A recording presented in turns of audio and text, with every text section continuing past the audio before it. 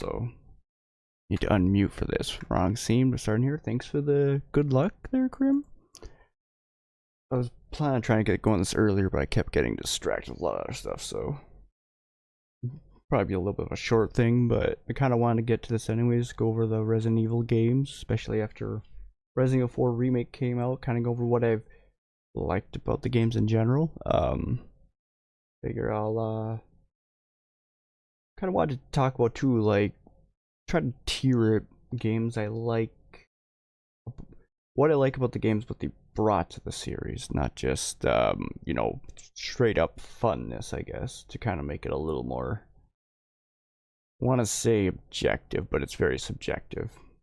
So I guess if we want to do it objectively, we just rate it on which ones had the most sales, but then where's the fun in that? Oh, because I don't think there's never gonna be an objective on that. It's literally rating things based on how fun they are.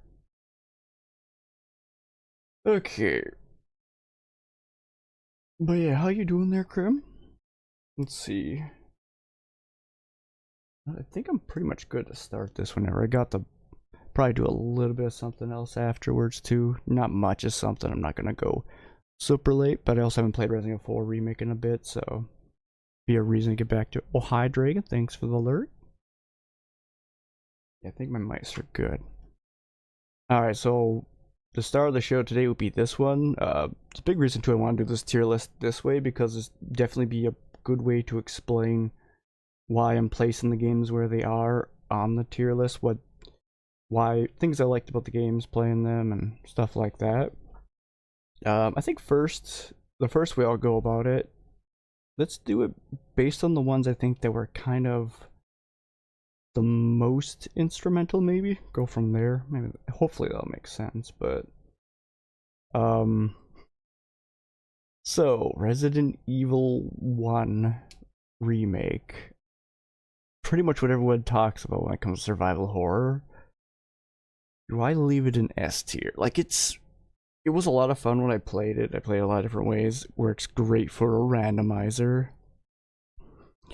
So I guess, you know, actually let's not do this one just yet. Let's do this one. Now, there's a lot of things about Resident Evil 1 today that would be really hard to say it's good. The controls are clunky. The graphics are, you know, a little underwhelming with 3D objects and pre-rendered backdrops. The storytelling is almost better not existing. There's a lot of things about it that, you know, don't hold up over 30 years. So it's not a game. Like, if you were to ask me about like which games they should start on first and which ones you should do last, this one's probably gonna be bottom of the barrel, and it's just. Also, I just realized I want to give you guys a little bit of audio, background audio. Hopefully, it's not too loud, but it might be a little loud actually. Hold on, let me turn that down just a little bit.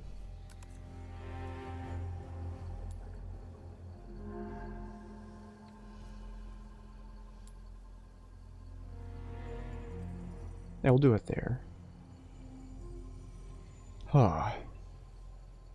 I'm gonna get. Hold on. I'm trying really hard to get to this thing. There we go. We're back on it. There's a lot of things about that.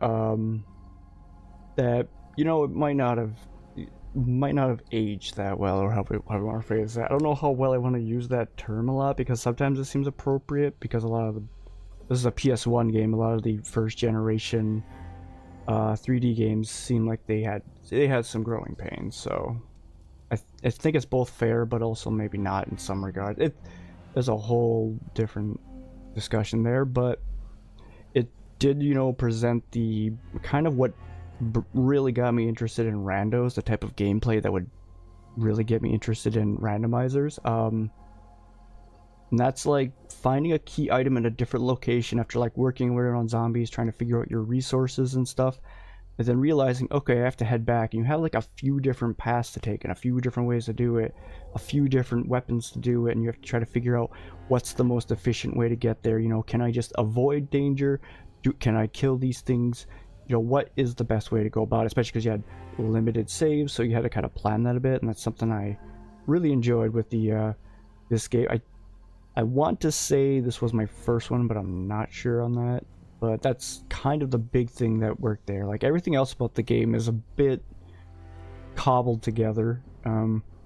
If you were to tell me these devs had no idea what they're doing with any of the games they're making, I'd probably agree, but it's still one of my favorite series. So, like, I feel like they're like listening and just trying to like piece it together, because like I could see where like they're trying to add small little details into a lot of the titles, but there's also a certain level of you sometimes taking what you hear somebody say, putting it in your mind, and applying it onto a game is going to be way different. So yeah, that's also another discussion. But yeah, that's why I like this game. It's kind of established that sense of routing, of almost randomness to like what could be happening around you and trying to determine how you want to path it. So the next one I'm going to put up here too will actually be another game I've actually played a bit of. I want to get where's this guy? I should also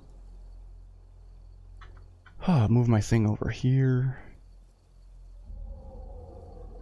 Yeah, I want to make sure I'm prepped for stuff. Yeah, Resident Evil 2. This one added, well, another thing too, Resident Evil 1 had the two different story modes. They offer a little bit of variability.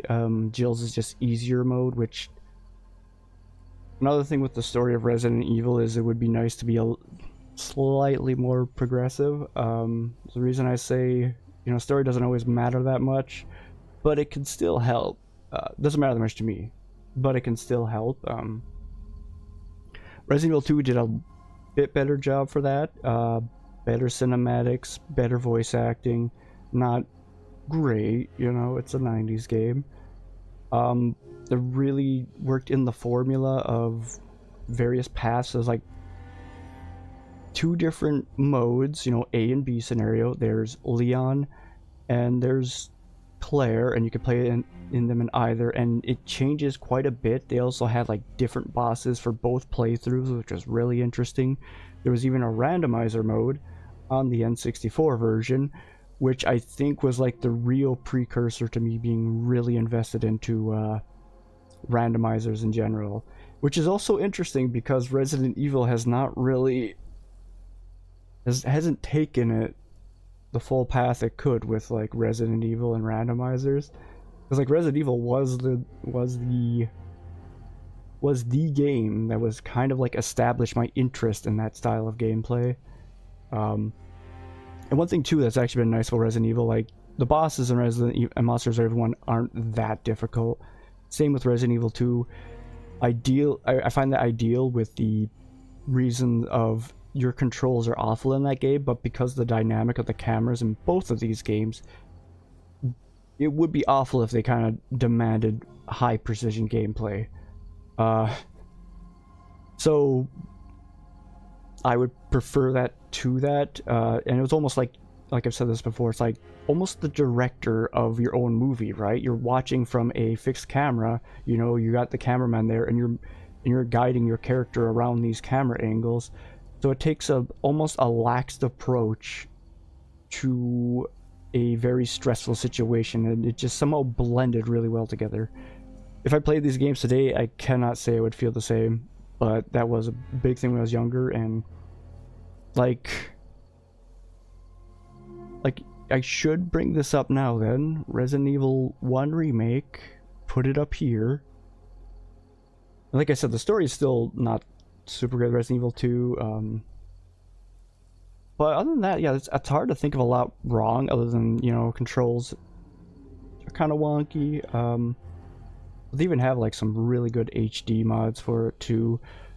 Oftentimes Capcom doesn't, well, like with Resident Evil 4 with their HD mod they did for that, they even pinned the post about it onto their Steam forums, so it's like they're not proactively doing all the things the community is doing, but they're not going to stand in the way of the community trying to do some great things with these things. It would be nice if they put more effort in some ways, but I also appreciate the fact that if they're not going to invest all the funds to recreate all these things in glorious ways, at least they're not stopping the fan base from doing so in their own way. As far as I know, I'm waiting for the, knock on wood, waiting for the day Capcom is going to be in the news about some of the horrible stuff they've done to the user base, so.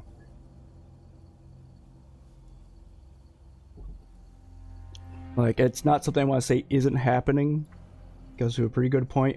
I don't know, but as far as the track record for Capcom goes, I'm more on the optimistic side of things.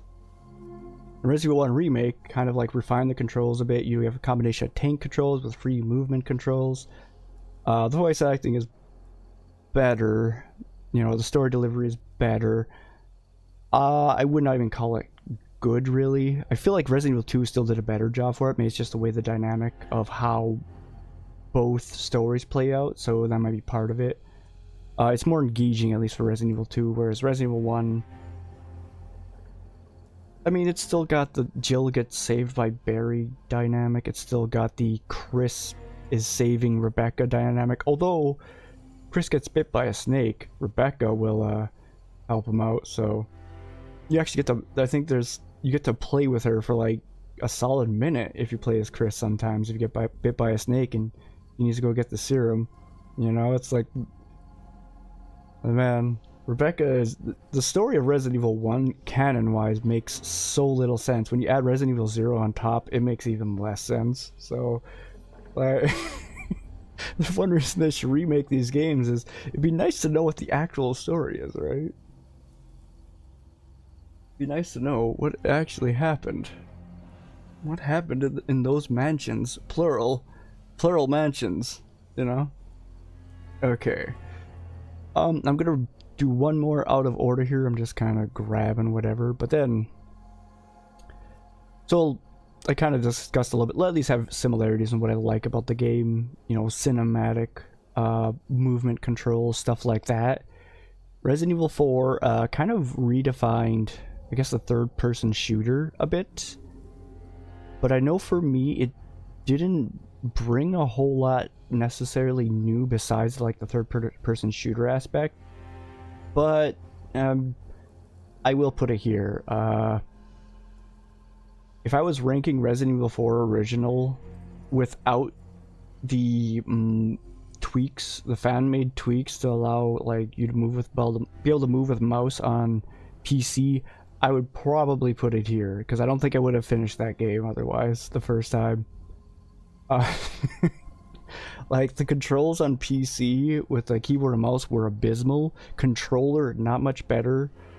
I was playing it in like 15-minute intervals over and over again just because a lot of the rooms are very similar with the enemies you were fighting and you move so slowly. You have the tank controls, so you turn slowly.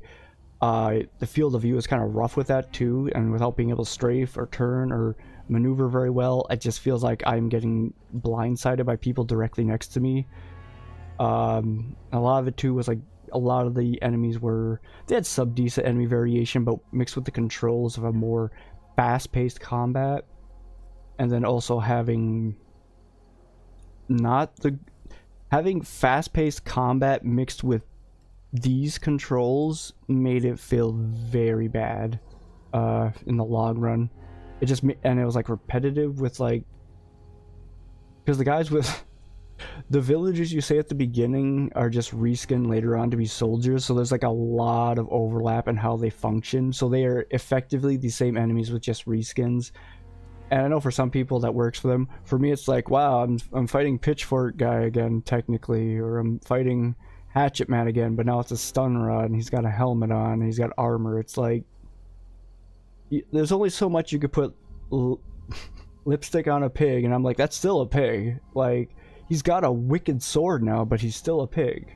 So you can't trick me, okay, guys? I know how there's exact same movements going on, right? But other than that, with better controls, it's a lot easier to maneuver around and effectively engage the game more. So it made it way better. The story is too cheesy. like, I feel like Resident Evil 1 is a bit too dry for my liking, a bit too, I don't know, melancholy. This is maybe a smidge too cheesy, but not bad. This is just, you know, it existed. This is also a bit cheesy, but not too bad.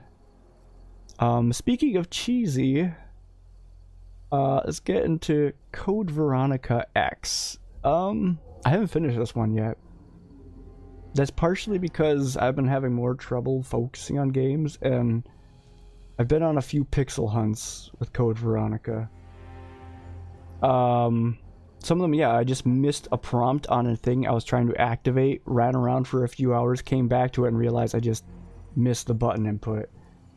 So, and because of that too, it's just like, there's also things too with like, fighting one of the tyrants or something in, the plane was rough, because apparently you're supposed to just stand in one spot and shoot. Like, that's actually why like in these games, you just stand in one spot and shoot your enemy. You have a few things ready on hand. That's normally how you take care of them. Code Veronica X, it kind of increases the difficulty of the bosses, but you still have those tank controls too. So it's a little rough. The playthrough itself doesn't really add a whole lot new. The story delivery with Wesker is very cheesy. Also with the brother and sister dynamic, which is also a plot twist that makes no sense with how it's delivered. So like, the story delivery in this game is pretty, it's not great.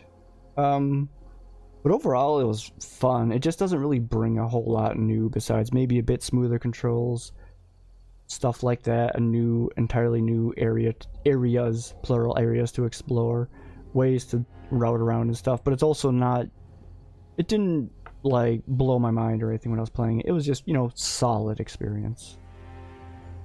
I have not played this. There's a lot of them rail shooters. They made a lot of those. Mercenaries 3D, that's a 3DS game, which is basically half of Resident Evil 5 or half of Resident Evil 6. Operation Raccoon City. Okay. Operation Raccoon City is to Resident Evil 6 as Outbreak is to like Resident Evil 3 or Code Veronica or something like that. It takes a lot more of a fast-paced and combat-oriented experience with up to 4 co-op players. Not a great story. It was definitely their B budget on the story. Leon's in there and stuff like that. It's a what-if scenario of Resident Evil.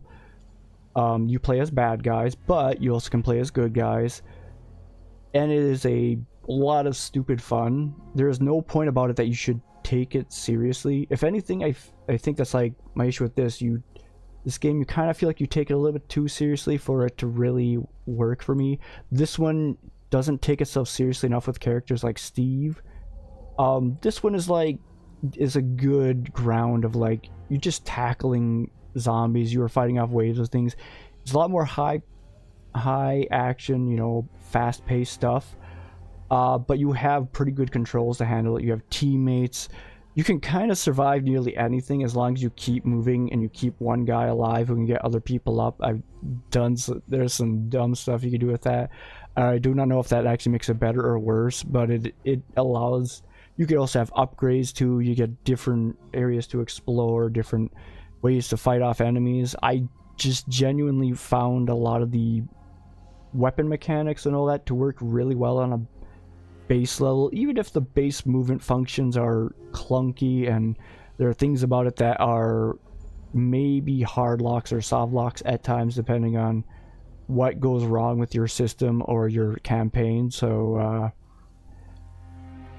I'm putting up a Code Veronica X because it did add quite a few neat things that kind of really bring together a more cooperative Resident Evil 5 or Resident Evil 6 experience. You can't really play this game right now as far as I'm aware. Maybe you can. There are constantly released fixes, but I don't even know how many of those actually work and when you get them to work on most of your systems. I would like to play it again, even just single player, to revisit the mechanics, but with Windows games for Windows Live, it's just been a slog, and I would really actually like to play this game again, if just to experience it again. Just the stupidness of it, like there are a lot of game trailers which you watch that and you're like, does that have anything to do with the actual gameplay?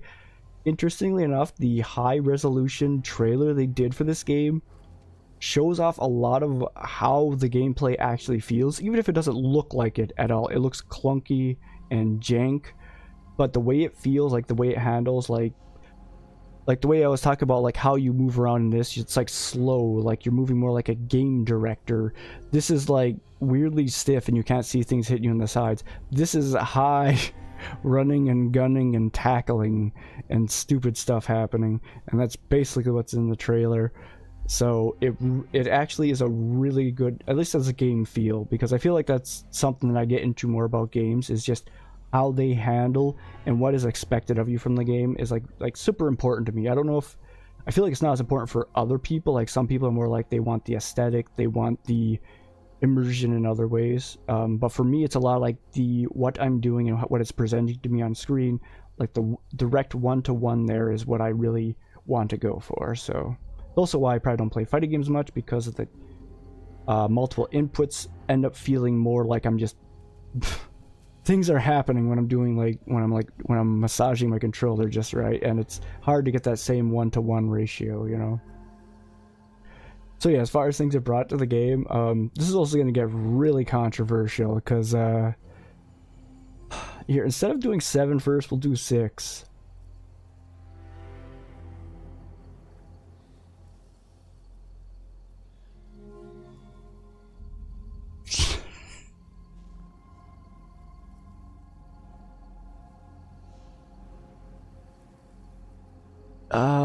I kind of like, as far as things it brought that were new. No, wait, but let's let's pull it back a second. I'll put it down here.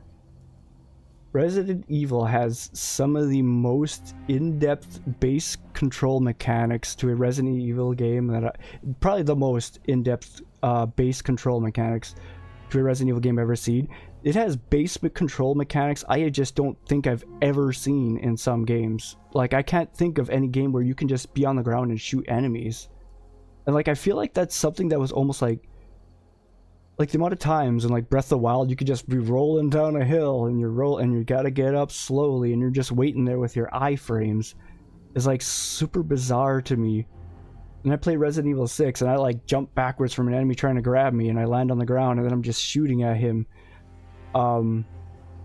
Like, there are like so little actual iframes in Resident Evil 6, so if you try to roll out of the way of an attack but you're just rolling into the attack, you are still getting bodied. And to me it's like, well, yeah, no, of course. It's not Dark Souls where you have a bajillion iframes because you're naked, you know. It's like, you're trying to climb a ladder in this game and somebody is shooting at you, you're getting shot off the ladder. You're not getting instant iframes like Resident Evil 2 Remake. Like, you but along with that, they give you a lot of things like sliding, quick shots, quick turnarounds. They give you the ability to like jump on your back, shoot enemies. They give you counter maneuvers. They give you kicks and stuff like that, similar to Resident Evil 4, but polished way better because you have things like strafing. Like, your mobility in this game is like crazy actually when you compare it to a lot of games prior. Along with that, you have 3.5, we'll say 4 different campaigns. You can play as different characters though, which have different ways of going through that, different weapons. I wish you had better upgrade functionality and better inventory management with this game. I feel like that is probably the biggest issue to actually the replaying the game, is the inventory management, because you're constantly picking up bullets that it feels like you just have to drop off or give to your partner. Without a proper pause function in the game too, it slows it down a lot. You can't really upgrade any of it either, which was a nice feature in Resident Evil 5 and Resident Evil 4. The way you use Tic Tacs to heal is kind of nice. It's not like super cumbersome, but combined with the other inventory issues, it's hard to really see a good improvement on that. Along with that too, it did not have great keyboard and mouse controls. I'm pretty sure the quick time events are also really bad for keyboard and mouse, I remember. controller's better, but also with things like snipers shooting at you, you probably want a keyboard and mouse. So that's another thing. Like, this game is really hard at times in ways it shouldn't be. Like, you wanna... Good luck playing No Hope on this by yourself. I've tried doing it. It is a slog. Like, you can do it, but good God, that is tough. Like, one of the, like, I know, like, people talk about, like, Resident Evil Village and stuff like that. That's pretty hard. Yeah, it's pretty hard. Resident Evil 6 solo No Hope is just some crap at times. It is unfair, man. And I really like it for the fact it's kind of unforgiving. Now, that being said, there are camera shenanigans in this game that are stupid. The amount of times you're, like, finishing up a room and then you activate a cutscene and then it shows you what is activated, and then you can get hit during that. Like I said, no iframes. You are helpless in that moment. Your partner gets down by an enemy. It zooms in on them, so to make sure you know they're down by them, but you're also getting down because you can't see the enemy that's attacking you. So it's there are some really off-road camera shenanigans choice. There are kind of like mini game gimmick sections, like with driving, that are not great. You know, we tried playing Gears of War with my brother. There was like a whole tank APC section or whatever. Playing that on hard, it is the worst section imaginable in a video game. Some of these sections are not that bad. They're not that bad, but there are some sections in there that are... Let's just think about Resident Evil 6. There are a lot of bad sections in it. There are a lot of AAA games, though, that have just as much of problems as Resident Evil 6 had. I think Resident Evil 6 just had it glorified more because it was a Resident Evil game that did that. Like, there was nobody was going to recommend playing Resident Evil 6 if you had played a lot of Resident Evil games before, except maybe me. Like, if you're a fan of horror primarily, it's not going to be great for you as a Resident Evil fan, or a horror fan, I should say. Not necessarily as a Resident Evil fan, that's a different thing. But yeah, there's like so many tense moments though, because you have to kind of be aware of stuff, and there is like so much crazy stuff you can do with the mechanics. It like added a whole level of dynamic to the, like, how you're directing this, but instead you were just last action hero style stuff happening here in ways that you just don't get in any other games. There is not a lot you could do about you're getting swarmed by zombies, and I'm like dropping a stun bang, and then I'm getting attacked by a zombie who pins me to the ground. The stun bang goes off, and then as I'm about to get up, I can do something else. I can throw another grenade out, and then I can scurry away, like not having to get up while that's happening. And it's just, there are like levels there that it just changes so much of how your entire gameplay can work. It's like it's like the Resident Evil 2, the routing, only instead it's what can you do in this one instance to defend yourself against this horde of zombies. And that's why it was like just a super interesting game to me. A lot of the things it does make it a little bit hard to replay. It is a little bit too oriented around two-player, which makes it really hard to if you're just into a single-player experience. Yeah, it is a fantastic game. It's not something I would call good, but I miss those mechanics so much, and I knew when with the reception of Resident Evil 6 that I got, I may never see a game that has those mechanics again. And I still haven't really, like, not in a style that I like. There's been some other games recommended that are similar to it, but it's also not in the style I care about. So that's why, like, Resident Evil 6 is like just a super impressive game to me, and it'll never be really recognized for a lot of the cool things it does. And I feel like it's just overly trashed in the ways it is objectively poopy stinky. There's some crap going on there that it was just trying to do too much, and it still flounders in the ways that I wanted it to. But for me, it's less that I didn't want them to do it at all, and more like I wanted to see another thing to advance upon Resident Evil 6, you know? And to patch Resident Evil 6, which Resident Evil 4 Remake came out, so we're going to get to that more later too. God, I may not be able to, like, get to any game with how long I want to talk about this stuff. So this is going to be the most controversial part of this, because you know, you got this up here, you got this up here, you got this up here. Even Resident Evil 4, I'm like, yeah, I can see that. Resident Evil. So Resident Evil 7 didn't really bring anything to Resident Evil that I would want in another installment. The first person narrow field of view isn't great. The story delivery is far more dry. Like in Resident Evil 6 and 5, I like that tone the most out of the games. As far as story delivery goes, that's definitely not to say the stories are great. Like, to go back on like being more progressive, there's Ada, Sherry, and Helena for playable characters. Last time you saw Sherry, she was a kid. Like Ada, of course, they got to bring her back. The rest are just dudes, and Helena is. I hear people just hate her. I don't mind her at all, but it's like you have a lot of. There's a lot of. I would like a little more dynamic, like a Jill, like a Claire there, but the main people we see return are Resident Evil 1's Chris, Resident Evil 2's Leon and Sherry, Resident Evil 5's Wesker's son, stuff like that. Like, so there's a level there that it's just like the story's still kind of meh, but the tone of it I still like more. The story in this is just, yeah, the story in this is not good. I like the tone more, but the story in it is so bad. It's too much, man. It's just too much. It's a fever dream. Resident Evil 7, I don't like the tone at all. It feels like with Resident Evil 7 and Village 2, there is so many F-bombs dropped so often, I just kind of get numb to it. Also with Resident Evil 2 Remake, I'm thinking. Like, I feel like the amount that the swearing happens, it just kind of... Anytime I hear the characters talk and they're angry about something, I'm like, I'm just kind of numb. It's not giving me anything. I don't feel any sense of stress there. It's like, man, this person's very upset, but like that's been kind of the... Yep. Along with that, the aesthetic is very... It's literally garbage. There are garbage bags all over. There's moldy, rotten food everywhere. There's flies, and it's literally... The aesthetic is literally garbage by design.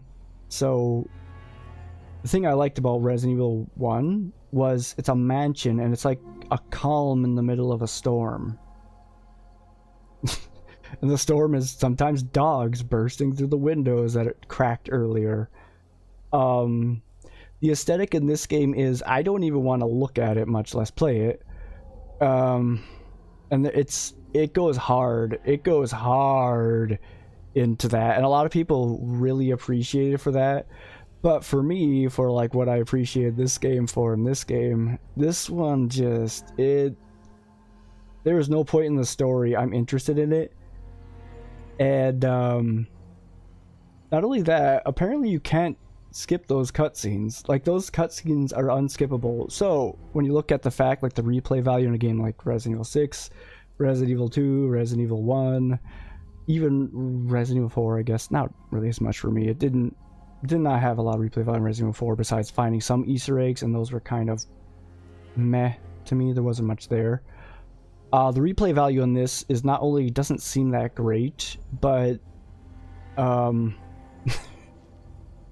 you can't skip cutscenes, and it's just for a series that has been largely replayable, that's just, yeah.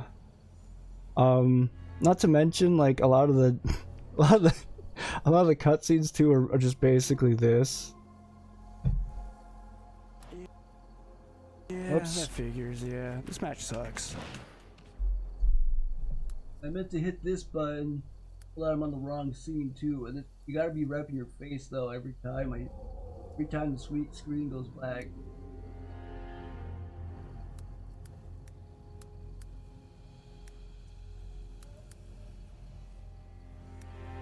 Yeah, that's kind of like, it's like I'm just expecting, like, because of the narrow field of view, like everything has just been, anytime anything is happening, there's normally a face taking up like 70% of the screen.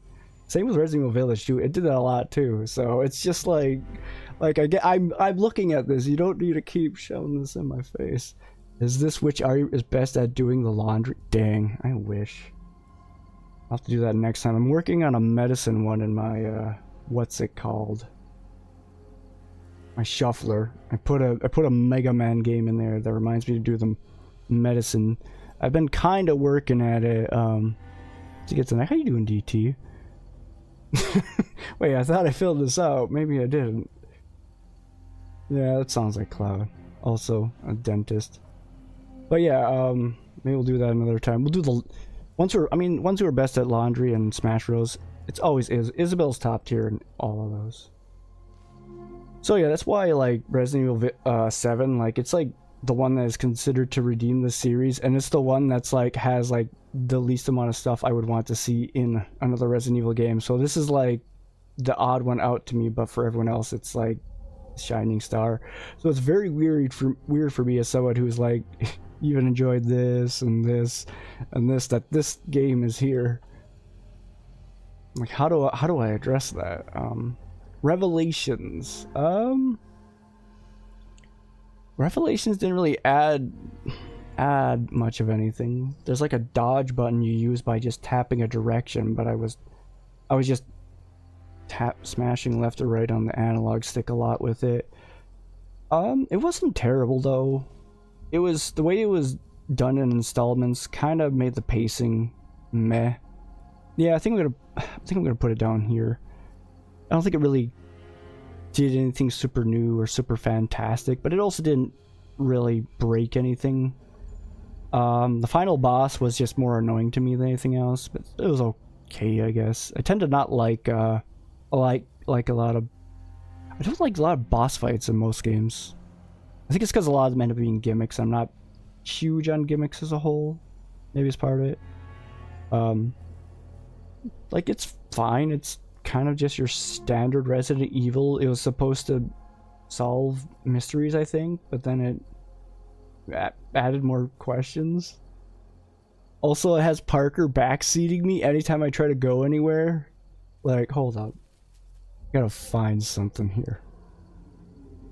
Let me try to find something here.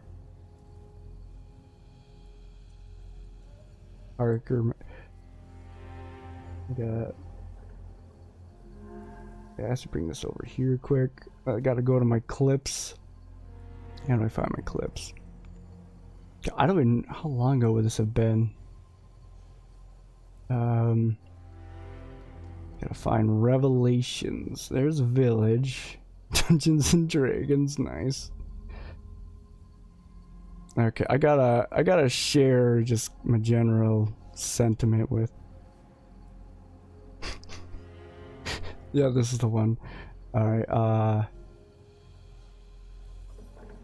alright. So, let me just... My whole system is like freezing. Hold up. Let me just paste and go here. So sad, guys.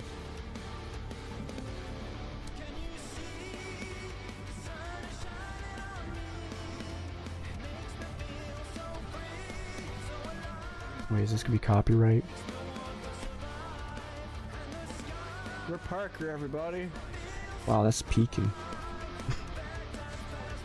Fix your mic, idiot.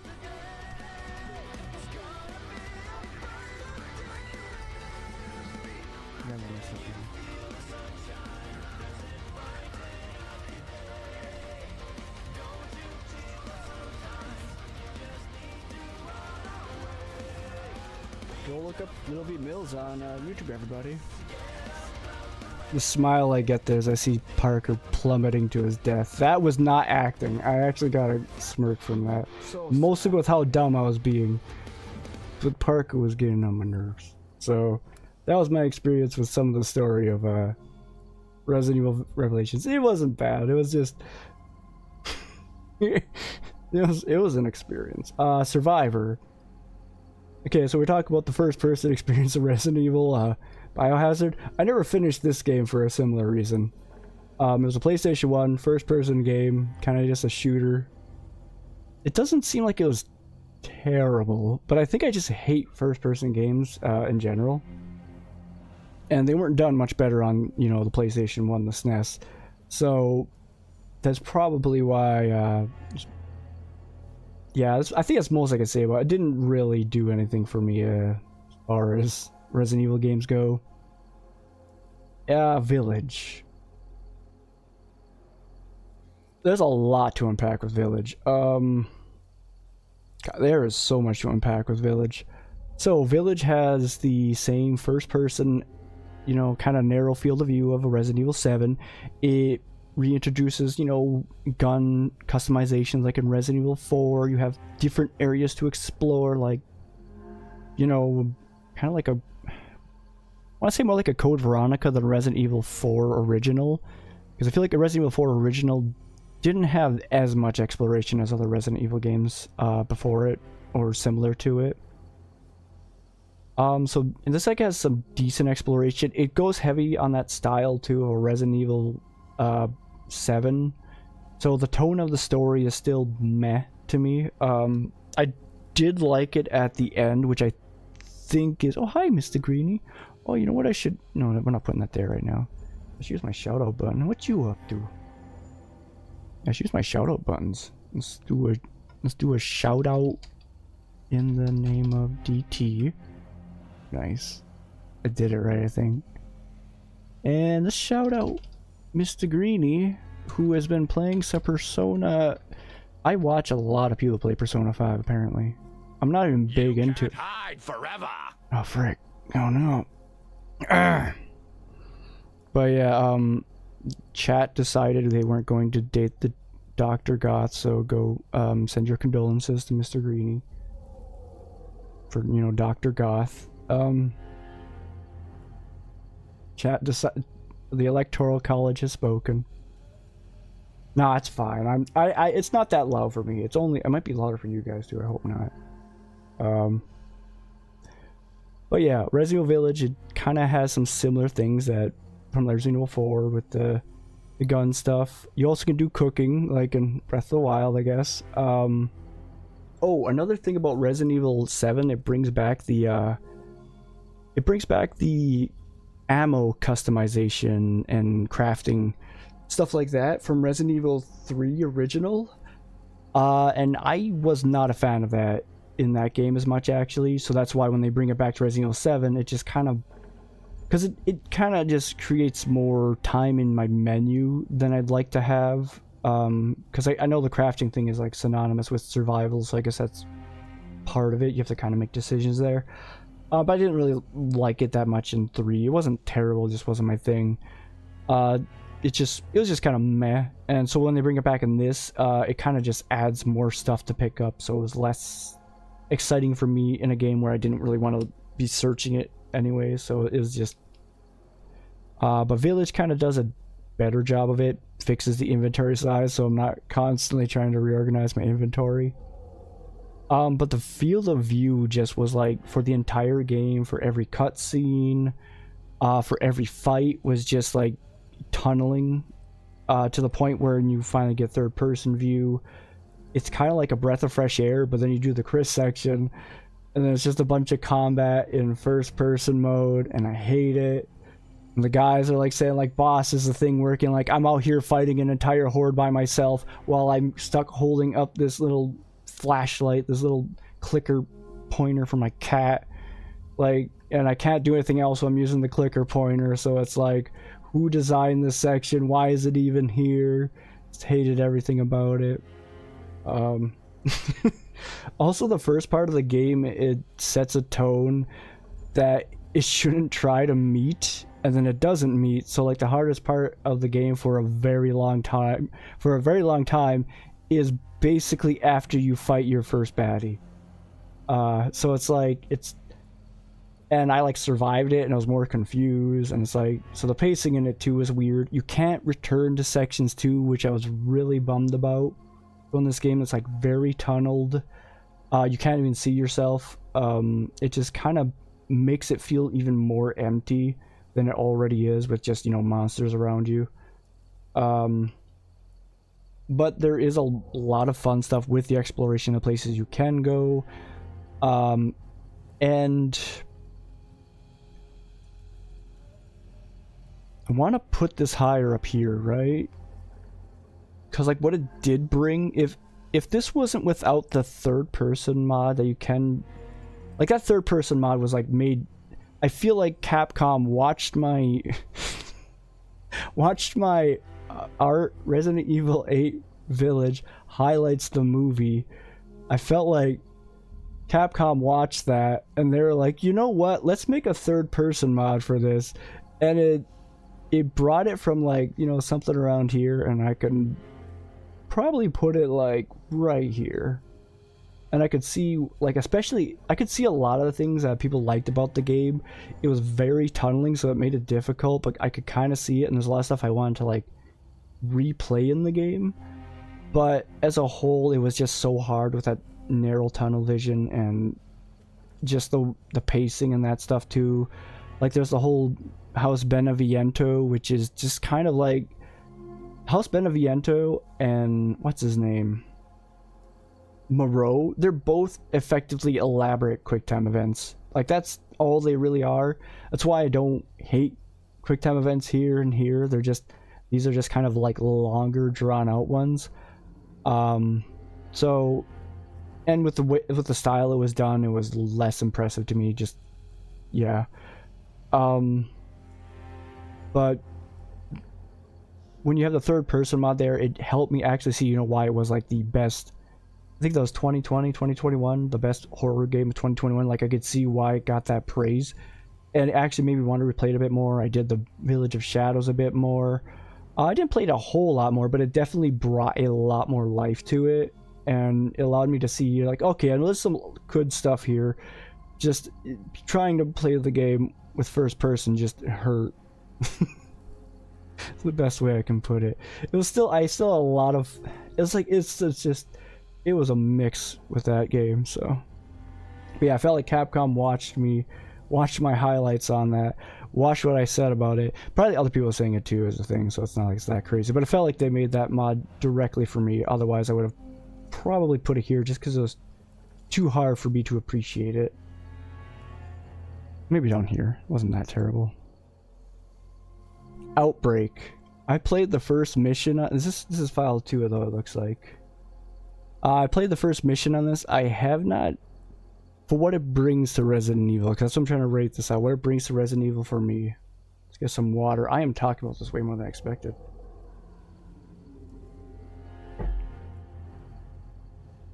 God, yeah, we're 50 minutes in.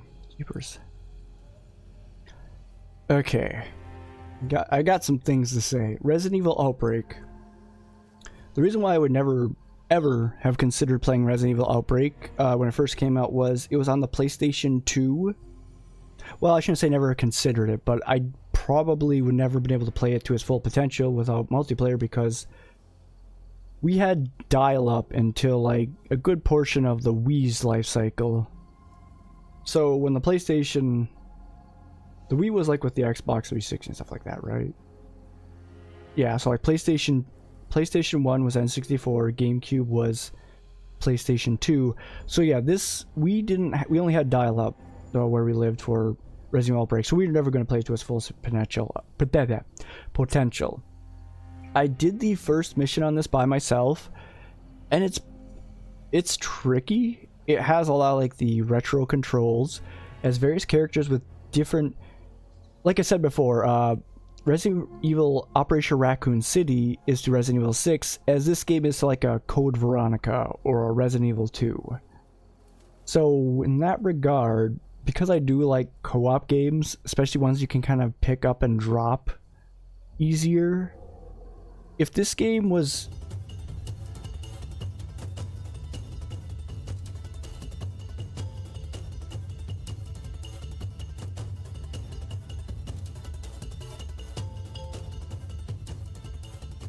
Wenty Wolf just jasinated that sub button. Me judging you for the tier you give the only game I played. J up. What's the other one you played, Winty? I want to make sure I look directly in the camera when I make sure to position or reposition it. Also, if you want to add another game onto the Shuffler too. That's a thing. Thank you for resubbing though. You know, dang, I blooped my own ears. But I want to make sure to look directly into the camera when you tell me about this game, Winty. But yeah, because I don't play co-op games as much as I'd like to anymore. They're just kind of tiring. But I do like them a lot. I do like the idea of co-op games in general. So, Nemesis. Ooh. Let's put this down here. Resident Evil 3 Nemesis, huh? Well, Winty. Well.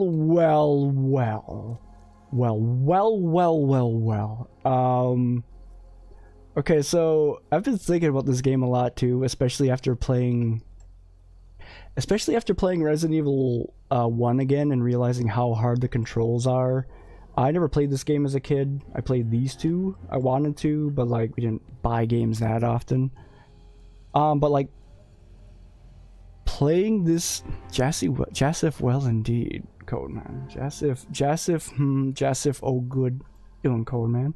Also, Codeman has been working hard on some auto tracking for A Link to the Past map. I didn't do that right, huh? I just ignore that. Just ignore that. A Link to the Past entrance tracking, automatic entrance tracking. He's also got his own crisscross mode. He's worked on other modes too. A lot of interesting, like the most interesting stuff I find in Link to the Past randomizer, besides Pixel trying to hit me in the crotch with a wiffle bat with his mods, but his shadows. Alright, thanks for the lurk there, Necros Grim. Here, I'll shout you out too while I'm at it. I don't know what you've been up to, but thanks for the lurk. Did I do it right? No, wait. I didn't do it right. I missed an M, didn't I? Dang. There, I'm fixing it. There, we fixed it. What were you playing? I saw the demo for that. Alright, what was I talking about? Wiffle bats. Link to the Past randomizer. Nemesis. Okay, Nemesis. Okay, I need to look directly at the camera while I rate this for Winty. He has to know how much he will be torn a new hole. Think about this game, and like I played these two when I was younger, you know, so I wasn't, though I'd have like different feelings about these playing them again as an adult, and like the controls of this one. Playing this one, I had like some salty moments. Nemesis was a character who would just continually chase me and beat the crap out of me. It got me a little tilted. But like the different options you can pick with this game, the different routing, you actually have a female character, so it kind of creates this. She needed straps though. She needed some straps on. Like that just was never gonna work. Anyways, but like there's like the different routes you can take, the different weapons you can get, and like the music that would play when Nemesis was nearby, like he was ready to burst out. It's like this overhanging dredge, like, okay, what door am I going to be expecting? Like, you can just hear him off in the distance, like it just puts you on edge. And like, the more I thought about like the fact that like when I played these games was younger, like, and what this game kind of, it brought like a dodge mechanic that could have been refined a little better. Here it wasn't necessarily the most well received. I'm not super sure about that. It's got some interesting puzzles, random puzzles, you know, as far as a series that really set what I wanted to see in video games as far as a randomizer go.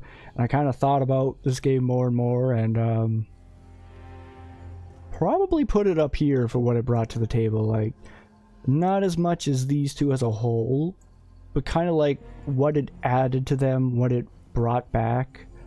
The hospital section is weird. It seems kind of short as a whole. Doesn't exist. And it's like you gotta save Jill from the virus. Only Jill you're saving from the virus, so it just feels weird. Like, spoilers for anybody who hasn't played it. But yeah, I'd put it there because like I should get to playing like the retro randomizers of these two a little bit. Like, maybe that's an incentive I can do for the next months and stuff, but so yeah, I would put Resident Evil probably right up here. Resident Evil 3 Nemesis. I'm looking at you, Winty. let me help with this scene. Let me go to this scene, right? I'm gonna take myself. Hold up. Ignore everything else on the screen right now, Winty. For a moment. Yeah.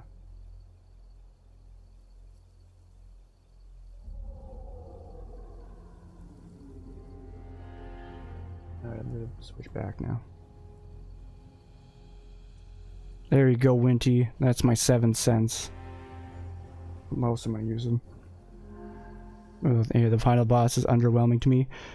Yeah, but I also...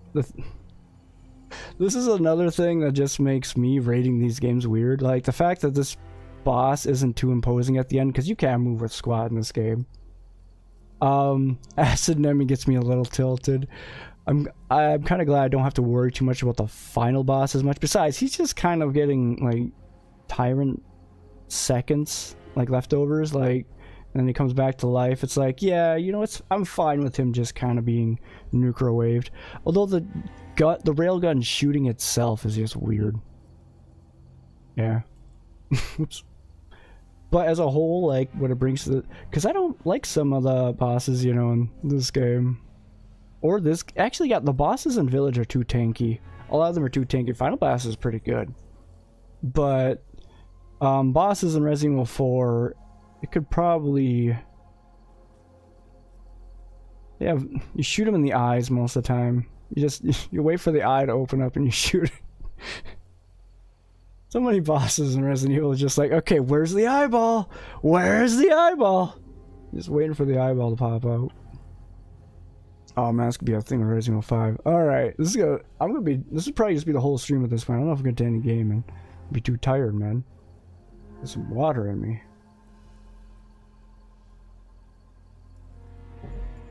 Alright, so Resident Evil Outbreak. Let's talk about this a bit, about how, like, I like cooperative games. Yeah, I need to get a merch store going with some hats. I like cooperative games, drop in, drop out kind of style of play, you know. It's like Phasma was fun for a bit. Especially because I just get too tired with co-op games in general. RPGs too. Lots of stuff like that. So the style of this game and what it brought, I'd probably put it here. The only reason why it doesn't even exist as a game for most people is because it was reliant on internet on the PlayStation 2.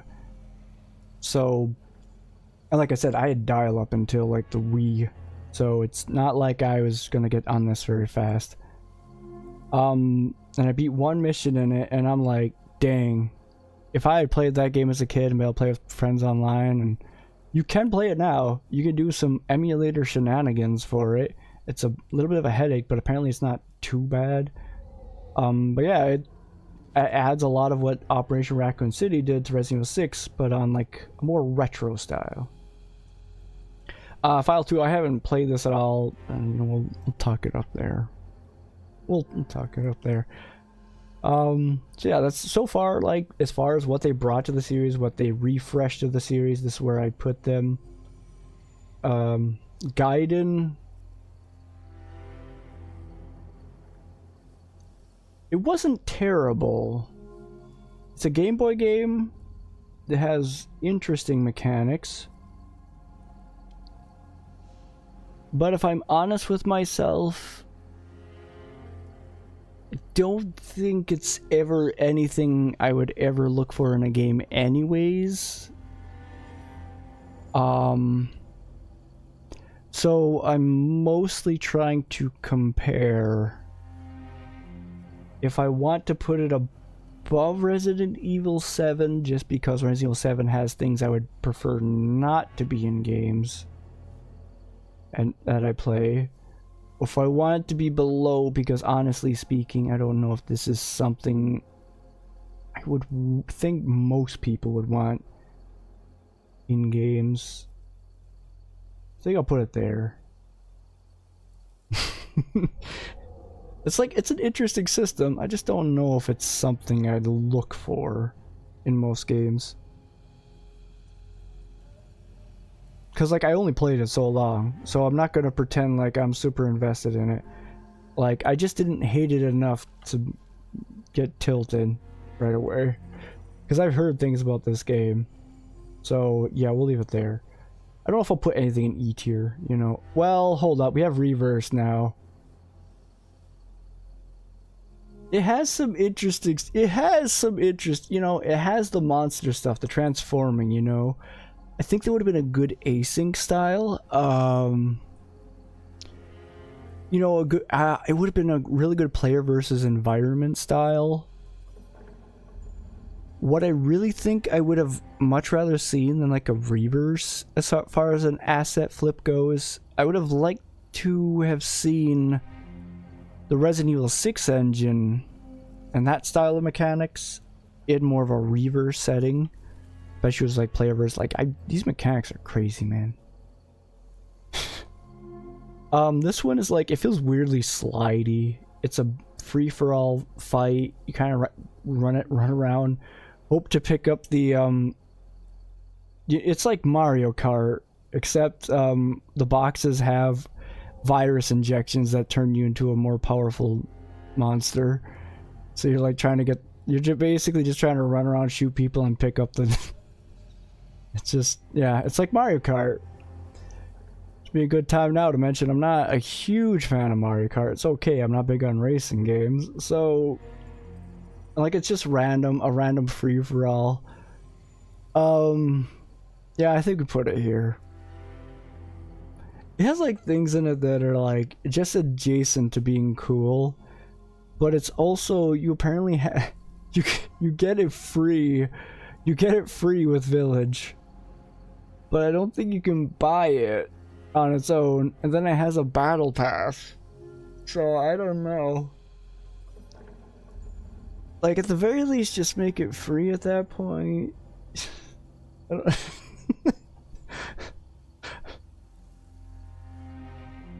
I don't know what this game. I don't want to say it's got nothing good about it, but I just don't. I don't think I could in good conscience put it like even up here with these guys. As far as what I would want out of a Resident Evil game. Yeah. Like, bring back more of this, am I right, guys? Maybe even some of this is some of this in the multiplayer. Less of this, you know. At least this is stupid fun. I get to stab my teammates in the face to save them. So, the mercenaries. Oh yeah. They're actually, yeah, that's Resident Evil 4 remake. I haven't done much of that. I'm not big on the mercenaries. Well, Resident Evil 6 had some killer mechanics, so that was fun with that. So, I say this is I don't care about this, but man, it was sick in this game. I don't know what this is. I don't think I've played it, so let's put that over here. Yeah, I haven't played that either. Dead Aim is probably really good. Resident Evil 0. Killer mechanic. Yeah, it's. I mean, you shoot dead people, so technically that's more like turning mechanics. Yeah. Resident Evil 0. So Resident Evil 0, the first time I played it, I did it on hard. And I ran out of bullets, and then I had to try to knife a tyrant to death with Rebecca. So I kind of soft locked myself a little bit. I never went back to finishing it. There's a lot of things in it that are like, much like Reverse, it's like directly adjacent to being really cool. Like, you control both characters. You can control both characters at the same time. It's pretty effective to try to do so, especially to help your partner from getting, before they get injured, stuff like that. But they remove, I think, item boxes from the entire game, which is kind of cool. You can just leave items on the ground now. You don't have to throw them away. But you also can't... You don't have a lot of the... You have, like, similar issues as Resident Evil 6 with inventory space, but kind of worse. Because you're only dealing with, like, the two characters' inventory space. Some things, like the hookshot, take up 2 spaces. Plus, you're still dealing with the interesting camera angles of, like, a Resident Evil 1. and you can control both characters, but you have to be really good at controlling both characters with tank controls in those settings. So that kind of adds some issues. You have like options too of how you want to do different areas between the two characters and who you want to send doing certain missions. I have heard if you do that in certain ways, it can be miserable to your experience because you might have to end up backtracking even longer for different reasons. And the thing that would have put this from, say, like, I probably would have put this up here if it was just 2 players. Like, that would be the like, I know DT has said before too, he would have loved to play something like this or this as a multiplayer co-op experience, and I'm like, same. Like something like Outbreak, which kind of does that. That's what I feel like a lot of people are feeling. Like, it's part of the reason 6 and 5 were still fun, because you can bring a friend to like revisit the experience more in an action-packed way than a resource-intensive way or whatever. But like, if this had actually been like a 2-player game, probably put it up here. But it's got a few too many issues otherwise. It's kind of some cool stuff. I don't want to say I hate it. I still need to finish it, much like this game. I've actually completed Operation Wreck. I've played this game a few times. That's right, I'll admit it. Willingly. Resistance. An async game. I guess that's probably why they do want to do the same thing with Reverse. An async game. I've heard it's lots of fun. I never got to play it. Apparently hackers are just messing with it. I'm not going to rate it, but Capcom tries things, man. That's like the way. That is why I also don't want to say like, hey, don't make this game necessarily, because they just try so much different crap, and they just start seeing how the people respond, and then they're like, okay, let's try to tweak that a bit. Half the time it seems like they don't know what they're doing, but you can see just like in a lot of these little details how much they're like, let's try to really get what everyone's saying kind of padded, just smooth it out real nice. It's a work in progress, you know. So, Resident Evil 2 Remake was my favorite Resident Evil when I finally got to playing it. Was the new favorite Resident Evil. It didn't do quite as much for me as replay value goes as a Resident Evil 2. But it had the new controls and a new way to play the game. And it was a really enjoyable experience. Being able to route again, especially with Mr. X chasing you, that makes the entire game too. Like, especially in the second half, there's a reason I do an oops all X's a lot of times, because I want to really think heavy how I'm gonna route that.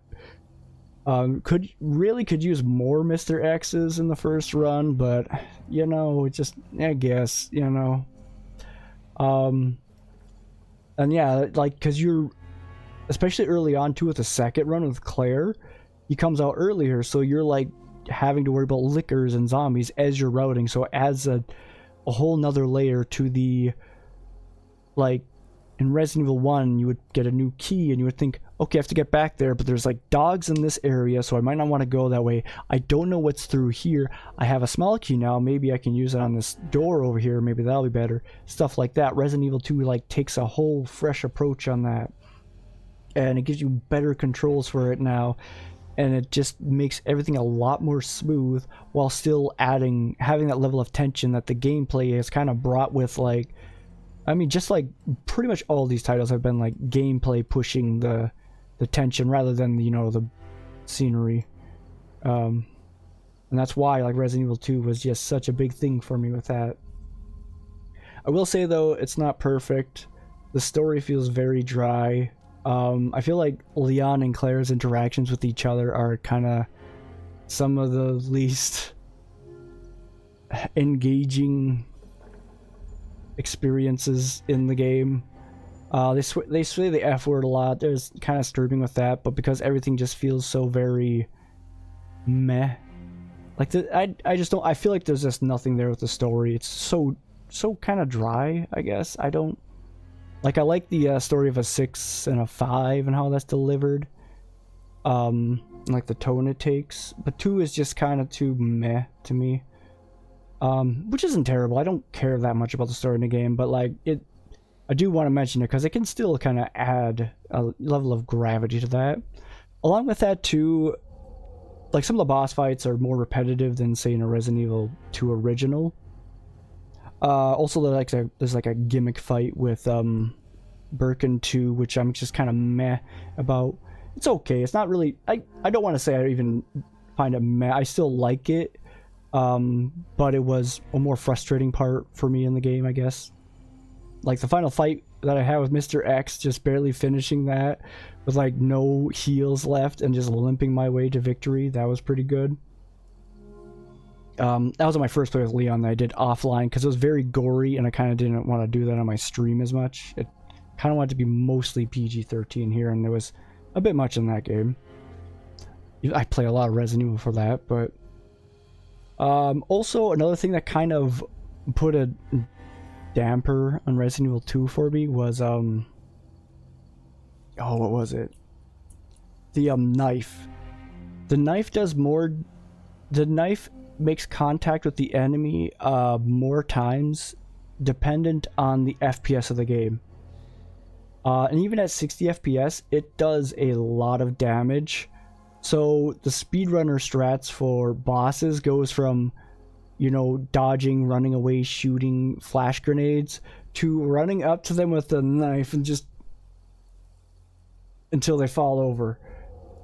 So that kind of killed a bit of the replay value, I guess, a little bit, because it ruined a huge chunk of the depth the game had a little bit, if I'm gonna be honest. There's also just, even like I was saying with Resident Evil 6, how I like you don't have like any iframes in that game. Some people probably would hate that. Resident Evil 2, being able to jump on a ladder and be safe, and I'm just hovering up and down the ladder as there's like Mr. X is on the top and below me, is like, this is my life now. But like not being able to get like taken off a ladder like that kind of kills the immersion a little bit, and that's kind of the same with the knife thing. Like, I don't want that to be my my escape, where I was like, gotta run to the ladder. Oh no, man, gotta get to that ladder so we'll be safe. Mr. X just stands there waiting for me to climb up. It's like, dang, he's on the ladder. I can't do it. I don't got an animation for that. He will jump on your head though. He will jump on your head and kill you instantly if you have Oko on. Just saying. Umbrella Corps.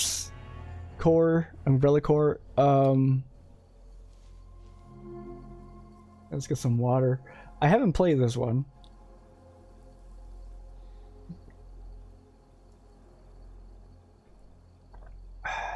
I have seen things about this game. I've seen people play this game.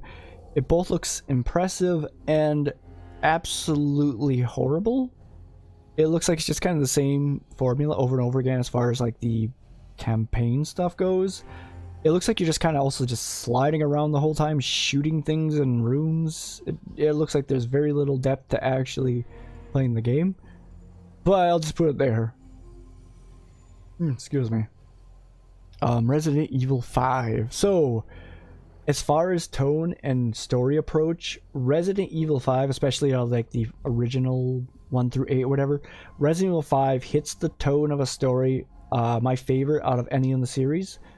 Resident Evil 6 kind of did also, but Resident Evil 6 story is a fever dream, so I'm just not going to worry about that too much. Along with that, it has better movement mechanics than like Resident Evil 4. I've heard other people say otherwise. Maybe that's with keyboard and mouse or something. I'm not sure. Maybe it's dependent on the Wii or the fan-made hacks. Because like, if we're basing on controls alone, 4 is just bottom tier, 6 is top tier, 5 is mid tier. They add a strafe. It's a slow strafe. It's not great. I played it with Dihan too. I had fun revisiting that still, actually. Just something about this game, like Chris punching boulders, like, yeah, man. Yeah, it's like some customized like upgrades you can do to guns. It's not much for routing though. Kind of makes me sad. Yeah, it's not as much like even less than a Resident Evil 4. You can't really route. You're not really like. Yeah, there's not much more to say about it. I do like what it did for the movement as a whole, especially compared to at least compared to Resident Evil 4. I liked it for that. Plus, it's just such a high stakes cheesy scenario, and it just feels like it did it so well for me. Like I kind of don't like. I don't care if games are cringe on the story. Like it's like I've said this before, if I'm going to be engaging a last action hero experience, I want to be playing it, not watching it. So I'd much rather have it in something like this than like an Arnold Schwarzenegger movie, right? Like, that's also why I did like Resident Evil 6, where like what you do in the game matches the cutscenes far better, whereas what you do in a Resident Evil 7, it's pretty basic. You do this to block, and you go bang, bang, bang, bang. It's a point and click adventure with your pistol, and sometimes you deny reality for a little bit, and then so it does less damage. That's Resident Evil 7.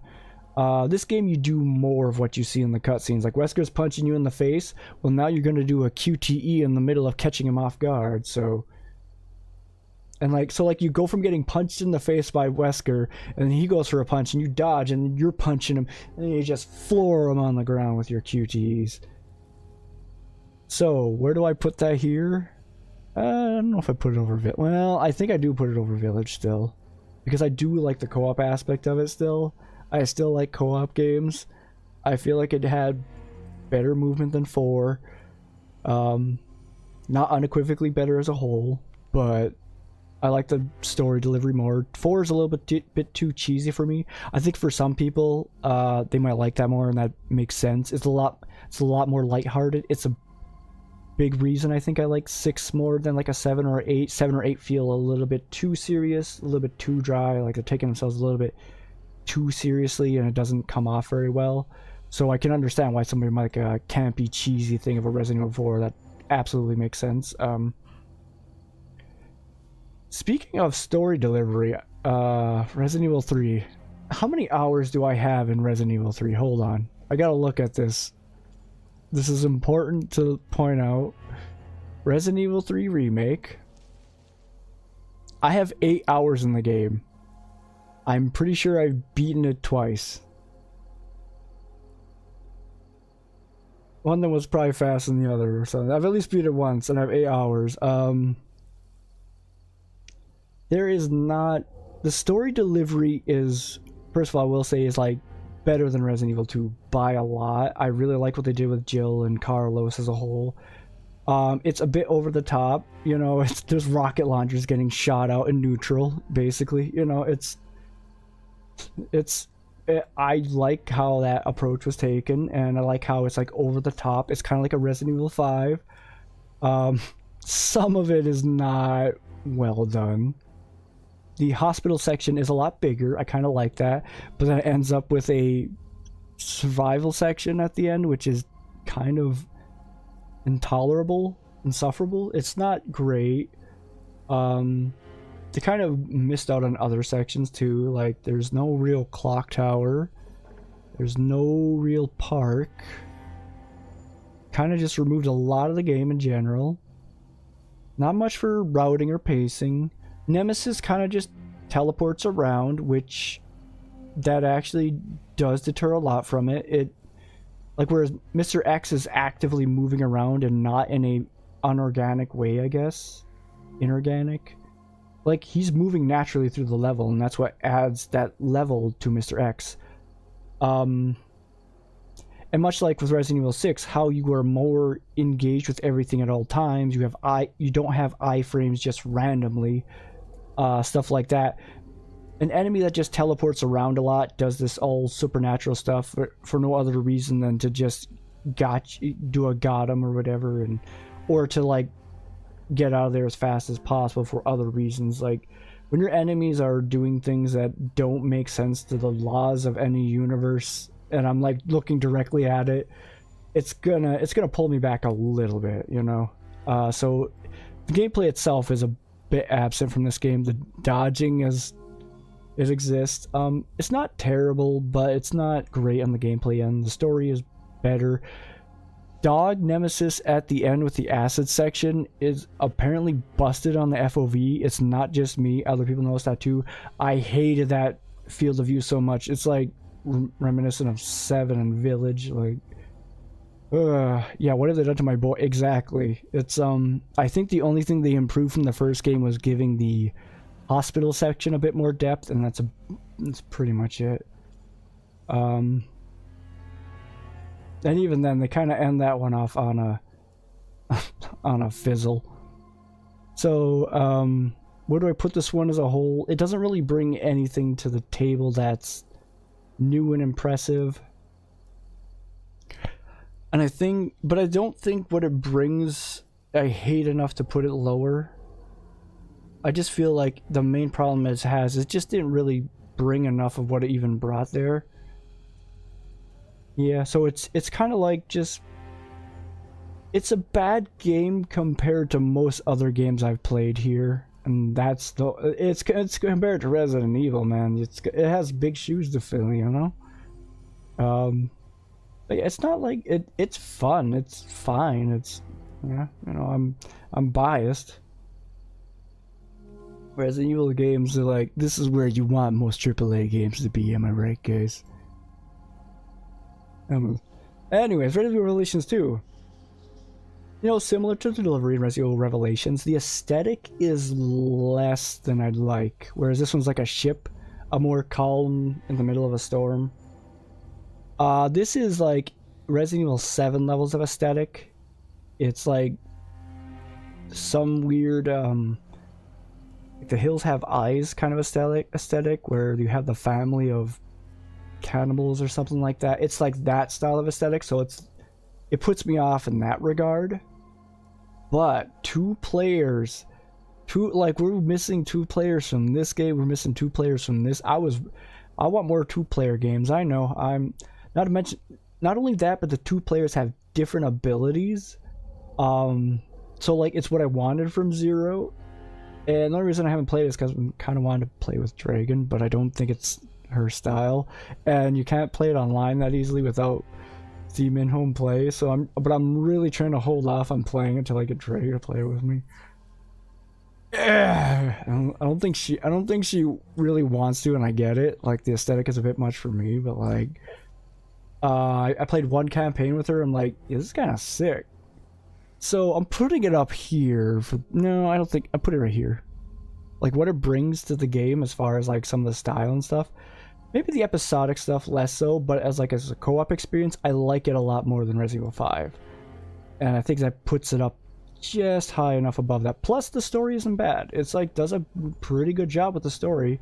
Like Revelations 1 did a similar job, like, didn't mind it at all for the story. I feel like I should put 3 above. Revelations wasn't bad, though. I mean, I feel like I should actually put this here, too, yeah. Yeah, these 3 are pretty close together, I think, is how I feel about them. I also don't know where I want to put this, because it is the first, but it's also Resident Evil 1. You know? And they said that the voice acting in Resident Evil 1 was, for the Japanese version, was worse for the English version. And that's why they used that for the Japanese version. But I feel like the main reason why it was better was because they didn't speak English. So...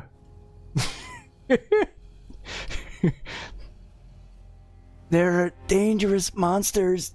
Ouch! There, guys, you can put that in your next Resident Evil game. Alright, so the main reason I started this, because I want to kind of go over bit by bit why I like the game from like the first person, the camera controls, the base mechanics, the storytelling, the multiplayer, all that kind of stuff. Resident Evil 4. Resident Evil 4 does for the story that Resident Evil 2 just it's a lot more. It's going here, just so you guys know. It's number 1 right now for me. It does a lot more for Resident Evil 4 as far as the story goes that I appreciate more. It's not as like campy, cheesy. There's no mention of ballistics. You know, they treat Ashley more like a human being. You know, like, I know some people might miss Resident Evil 4 for different reasons that don't have to relate to that, but I also know people miss it for that reason, which is maybe a little much. You know, that it's whatever. You know, I'll say it, guys. I love boobies, okay? But I don't need that in my horror game, okay? I'm okay with that not being the focal point. I'm okay with that. I appreciate the fan service sometimes, but this was also a little much for me. Anyways, so Resident Evil 4 does for the story what I think just hits the real sweet spot between like being campy and cheesy, but also very serious and taking itself just serious enough. Like, even Ashley interact with you when you're in the shooting range. As much as I hate that place with a burning passion and I want to burn it to the ground, and that's gonna be the one thing I never get for that'll complete me platinum edition on my Steam achievements, and I'm going to burn it. Anyways, Ashley like really gets into that too, and so does, you know, Lewis as a character is so good in that, and you know they did that because they were gonna kill him off, and you saw it coming if you played the first game, and it just keeps twisting that knife in your back. I think I'm getting loud from Murphy or something. But yeah, that's why it's like Lewis went from being like a ha funny guy to like just such a character with so much depth, and then they kill him. And Krauser was, I think, the main reason I only liked. Oh, maybe I should pause for a second here. Am I being?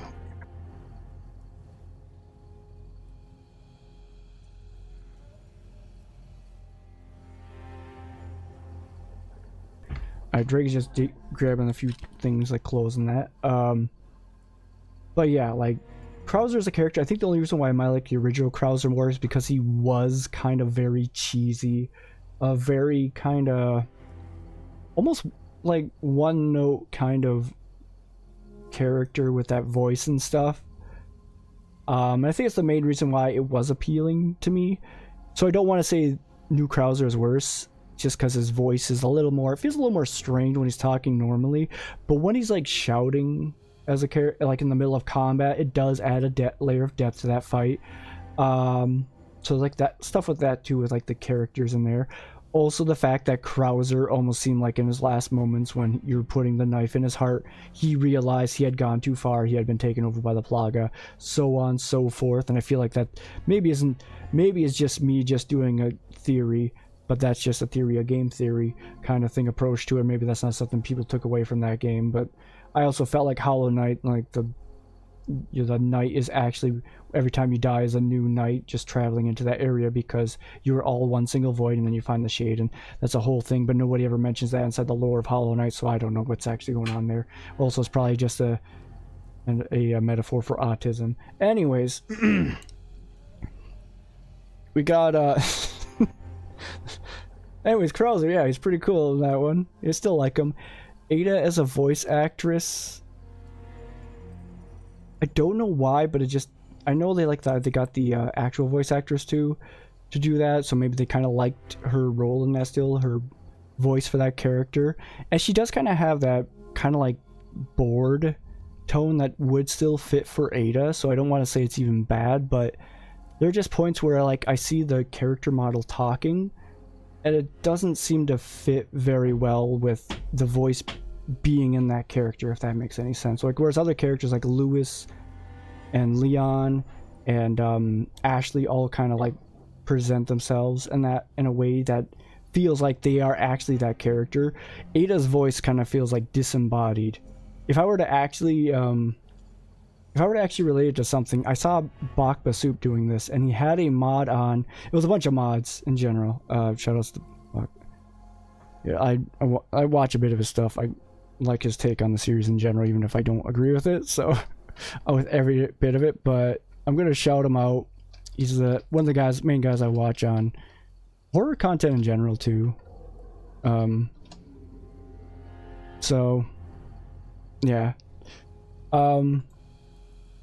So I was watching him do that, and the mod was he had an AI voiceover for Ada, and I think the part that it actually made me feel less into Ada's voice actress for that game was it didn't seem much different. Like, it felt like that kind of level of not really human, not really embodied in that character. And I think that's why maybe that's the reason why the voice actress just didn't do it for me. I don't know if it was just a me thing. I don't know if I was too used to previous Ada, or I don't know if like maybe the voice actress just did not do that job there. I know like Andrew Racho is, let's shout him out too, why not? Andrew Racho is saying that too. So let's shout him out too. I'm gonna shout out everyone probably. Let's shout out Winty. I don't even think he streams, but he has a YouTube, so shout out Winty Wolf. Yeah, that sounds about right. So yeah, I think that's the main reason why why Ada's voice actress would do that for me. I know it's taken me a long time to just do the story part of this, but overall still wasn't terrible. Just wasn't as much as I might have wanted. Sadler as a character too was like, the voice calls in the first game were just weird to me after a while. Like, why are we flirting with each other so much? Why is Leon flirting with Sadler so much? And I feel like it's just a way to really have engagement between the villain and the protagonist, but it also just felt like a lot of flirting. So it was just weird to me. It wasn't bad, just not. It didn't take itself serious enough, I guess would be the thing, which I like the fact that Resident Evil 4 took itself a little jokingly with Leon and yub yub yub yub. Which I guess is like the joking parts of Leon in this game are less about him just being like, heh, women, and him being more like, I'm completely dead inside, so you know what, I'm just gonna yeet myself out this window to get away from you guys trying to axe me to death. What's the worst that could happen? It takes on more of that persona, and I think I like that, where it's just Leon is just morbid with how much he doesn't care anymore. Like even the starting cutscene, I think, really starts to send that home, that he's just like beaten not only physically but just mentally since that day, and I which also is part of the reason why I like the style of Resident Evil 2. Like when you would get knocked down and you would groan, and that would add a level of like Leon pushing himself back up. It kind of added like a depth there that I really liked too. So I don't want to say the whole story delivery and immersion was bad on that angle. I gotta need more water.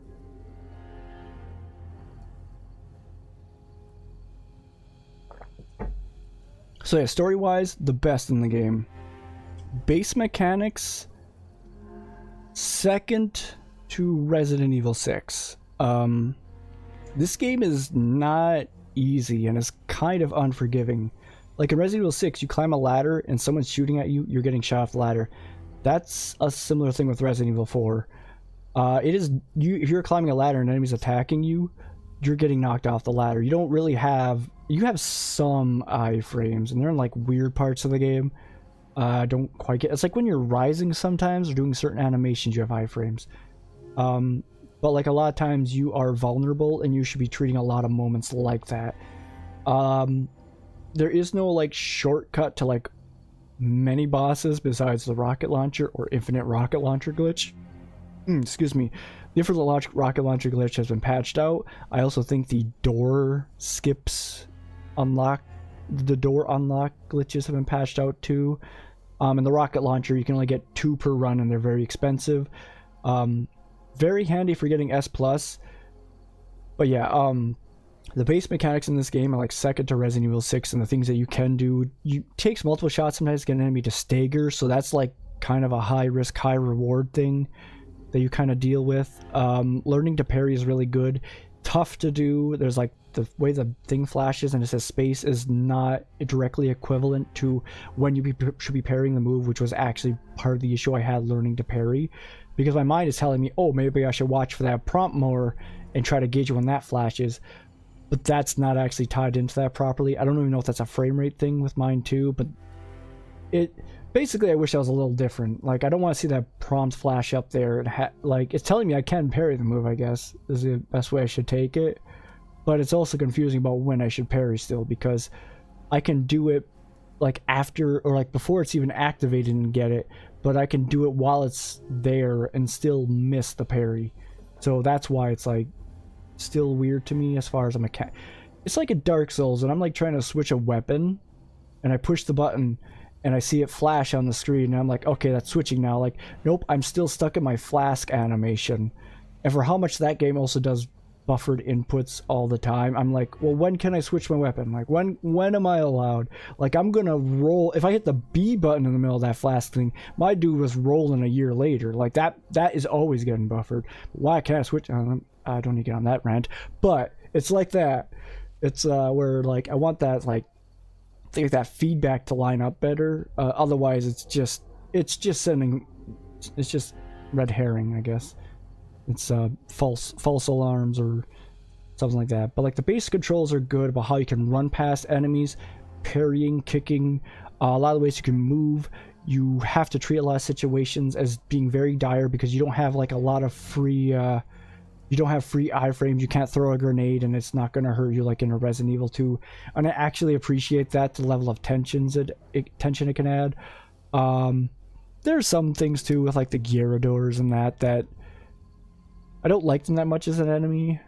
The double Gyarados room is weird with a constantly spawning enemies, and as enemies too, I didn't feel like they fit well in the game. I'm not sure if there's a better way to put them in the game, but I also don't feel like they were. I didn't mesh well with me for what I want from out of an enemy. Half the time it seems like they're just running at me randomly on professional anyways, like they're just legally blind. They technically can still see. It's just everything's really blurry, but they're legally blind, but they'll just randomly run at you. Whereas sometimes you are just unloading multiple bullets across the room and they're like, what's happening? And I'm just like, how do you guys function? Like, how do you guys get around every day? Like, what are you doing? It's like they can see better than they can hear. It's weird. But anyways, I guess that's why I don't like the Gyarados as an enemy, because it feels like they have better sometimes they have better sight than hearing, so but yeah, overall base mechanics are fine. Is there anything about the base mechanics I might dislike? I don't think too much as a whole. Maybe more like Resident Evil 6 with some of the things you can do, but that's asking a lot. That might be part of the reason Resident Evil 6 didn't polish everything up proper, because they were really working on those mechanics that are just so. Resident Evil 6, I remember in my brain like learning about the quick shot where you like do the aim and the fire button, you do a quick shot and it staggers enemies, and the quick turnaround where you push backwards and A. And I was Pierce, and I realized there was this big bad behind me, and I'm switching to my rifle, and I'm thinking in my head like, wait, if I push down A, left trigger, right trigger, that should be a turnaround quick shot, right? Well, apparently that's a built-in mechanic to the game. So in the middle of my quick shot, or in the middle of my turnaround, Pierce is actually preparing a quick shot. Like, I can see him doing the animation for it, and then he turns around and blasts the guy's freaking face off. So it's that level that the mechanics worked so well together. I'm like, holy crap, you actually you put that into the game. Like, that is just in the game. I can do a quick turnaround with my cannon after I've unloaded my gun and just blow this guy's freaking face off. That's really cool. And to offset that too, they did stamina stuff. There is so much crazy stuff with it. Like, the mechanics of Resident Evil 6 are probably the most unexplored of anything else in any of these games. So, like, there is just some crazy stuff. Sorry, that's a lot of talk on, but yeah, that's the kind of stuff I liked in these games too. They worked a lot of these mechanics really well. It's like as they were progressing from Resident Evil 1 to 2 to 3, they're like making games for me more as a fan too. And then they hit this, and I'm like, that's a game. That's a psychological horror right there. And then they do this, so it's like, they are definitely listening to what fans are saying with like games like this, and probably even games like this with what people were saying with Outbreak, which might have been more the intent with 6, that they were trying to get into. Like, I feel like they're definitely listening. They just took a different approach than what some might have expected. I technically didn't really expect 6 either, all things considered. I appreciated it. I did not expect it. I expected 7. I didn't appreciate it. But yeah, so base mechanics super cool. Enemy variety is pretty good. Like the Novistadors, the first big room with the Novistadors and that circular room, that's pretty good. Also, the regenerators, it is done so well to like slow down the pace enough, and I'm just like, these guys are freaky, they're tough, they're like deceptively fast, so suddenly they're grabbing you. Like, that is so well done in that game. They're like exploding into spikes and then they're regenerating into like a Iron Maiden version. Like, there's a lot of really good things they did too, even from like a game, both a gameplay horror perspective and still kind of like setting a tone with the story. Like, they did very well on both fronts with that with me. Like, they didn't deviate too much with the cutscenes. Like, they kept it, a lot of the cutscenes are just well done. They don't like overstay their welcome. They're not they don't feel overdone. Like, the pacing is just super well done in this game too, which is especially something to say with like Resident Evil 6 and the pacing in this game. This game's a fever dream. There anything in particular about Resident Evil 4 I would want different? I don't think so. Not based on like other things I said. Like, Sadler is kind of, Sadler's hubris is what really does him in. Like, he should just kill Leon, but like when he's trying to control Ashley to shoot Leon in the face, and then he's like, you know what? I'll let my disciple take care of you. And maybe in the back of his head, he's like, okay, you know, we've lost the big cheese, you know, the mayor guy or something of the town. We've lost Salazar, which, you know, could be worse. We've lost some people, but like Leon is like, he's like right there.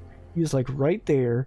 Like, imagine, this guy's not even a biohazard. He's not even given into the full control yet. Like, we get this guy, like, he's taken out like 10 Salazars easy. Like, this guy's crazy. This guy's got skill. He does like an Olympic long jump and stabs me in the face with a spear. Spoilers for myself, I guess, because at this point. But if, like, when we get this guy, smooth sailing forever from now on. United States he's taking out the entire United States himself. He's gonna just send him over. Done. So that's, you know, that's the reason he didn't want to finish off Leon there. It just didn't work out for him. Oh. I remember now the one thing about the game that I would have wanted differently. So in this game there's Mike. Like, when I got to the island section, it was very redundant. I stopped. I got the tweaks.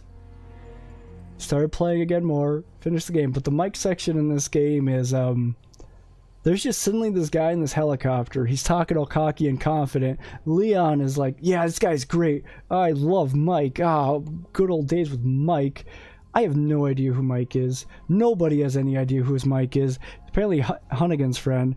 Anyways, he's a super cool character. He dies, and then, like, you're sad because Mike, and, you know, I don't know who Mike is. He's in this for like, he's supposed to be helping, you know, shoot down all these enemies, right? So he's all cocky about it. I'm getting beamed by like Gatling guns, and there's like these monsters just chasing me. Frickin' Mike is just talking up a frickin' Mike.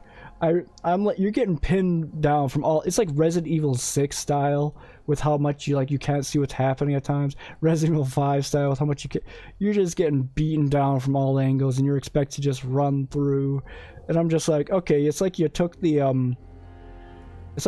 idea of like how you weren't gonna, like, you know, fill me up with a bunch of hunter attacks in this game, and you're like, nah, we should just add like 50 hunters into the next couple of rooms here. Yeah, sounds like a good idea. It's like they did that, but with the style of this game, with everything just pummeling you from all ends, and it's just. And then you get done with it, and Mike's like, yeah, I'm real good at this. Oh man, I'm so good. Oh no, I'm dead. Please board me. Like, I really don't care, Mike. I'm sorry. They couldn't save Mike. They could not save Mike for me in this game. That's the one thing they definitely failed on. That's the one thing they couldn't redeem. Whew. Okay.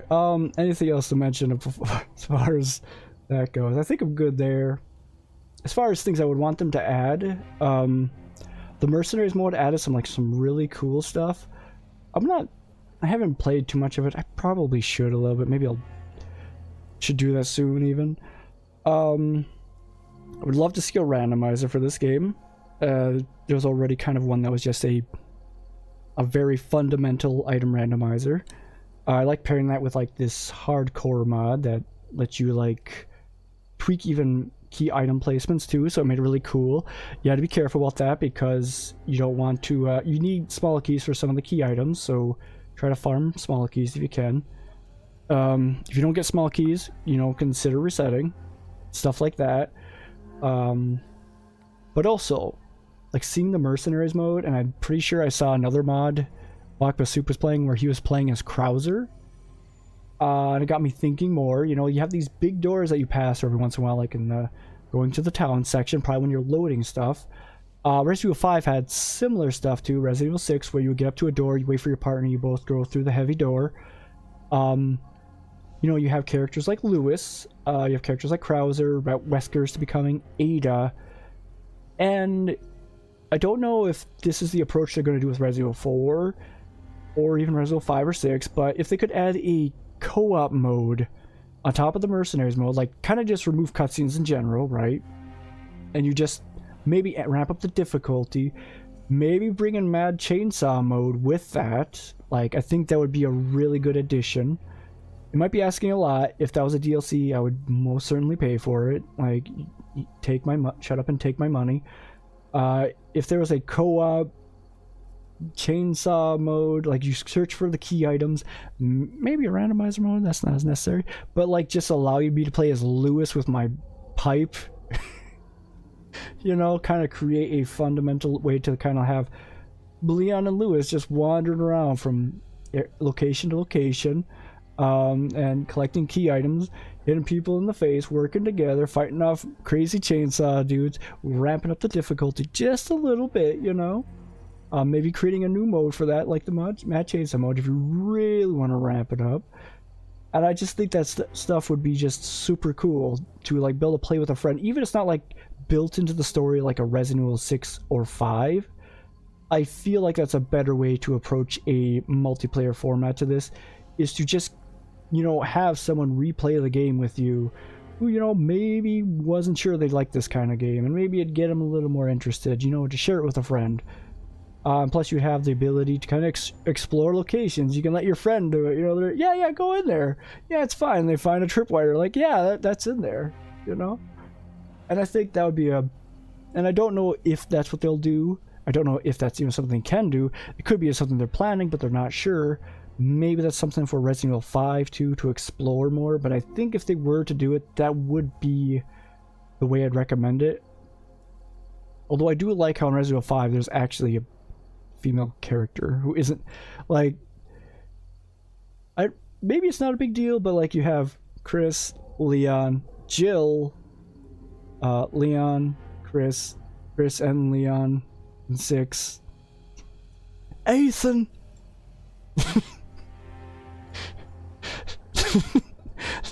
Chris comes in for a cameo in this game. That's like the only, they like make references, but otherwise Chris is the only character in this game. It's at the end of the game and DLC and stuff. It's weird, but yeah, I think that would be a way I would want to see like Resident Evil 5 or 6 approached, or really combine the asset flippery of this game with the multiplayer of this game, with the mechanics of this game, with the craziness of this game, when we worry about this game, and make the next best Resident Evil 6 remake. That's what I'm calling it. Also, Wesker and Chris are going to team up in Resident Evil 5 to stop Ouroboros. Chris. Alright, I think I've rambled long enough. I have no idea if those predictions are anywhere near accurate. Most certainly not much, if at all. But yeah, that's kind of where I'd put. Let me just put this on Twitter. Where did that download to? Oh no, guys, don't look at that. Oh, thank goodness that you didn't see the nudes. It's totally nudes there, guys. Oh man, I gotta post this on X. I mean, gotta X this on X. in honor of Mr. X, not in Resident Evil 4. Yep. Alright. No, wait, I'm typing the wrong. Yeah. R.I.P. Mr. X. This X goes out to all the Mr. Xers in the world. No, we gotta make sure Resident Evil 4. No, Resident Evil tier. Resident Evil tier list. Yeah. Rager is also saying I should rate some of the baddies, which would be fun to do, because there are certain things I like. Oh, that's another thing with Resident Evil 7. For anybody curious, Resident Evil 7 has like one enemy molded and then a few different variants of that. Which is fine, it doesn't decide to do the palette swaps, but it's like you just basically have the 3 villagers from Resident Evil 4 for the entire game. Like 3 different kinds of villagers from Resident Evil 4 for the entire game who do the different things. One's got the Molotov, one's got the pitchfork, and one's got the hatchet. That's the 3 enemies you see for the entire game in Resident Evil 7.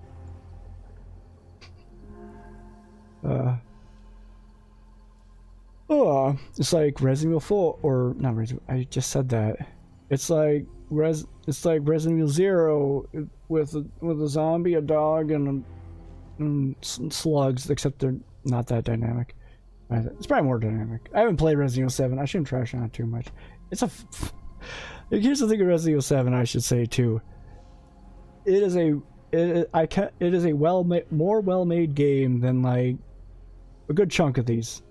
Like, it is actually just, it feels more, the inability to skip cutscenes, there's like quality of life stuff that goes in there. That's like a different story, but as far as actual polish and not kind of looking like a janky mess at times, it's a far better polished game than this. Probably this, you know, you got this, maybe not this, probably, it's pretty good actually, you know, more polished than this, you know, more polished than this. Yep, it definitely has better polish, even if it doesn't fit the tone I want it to be.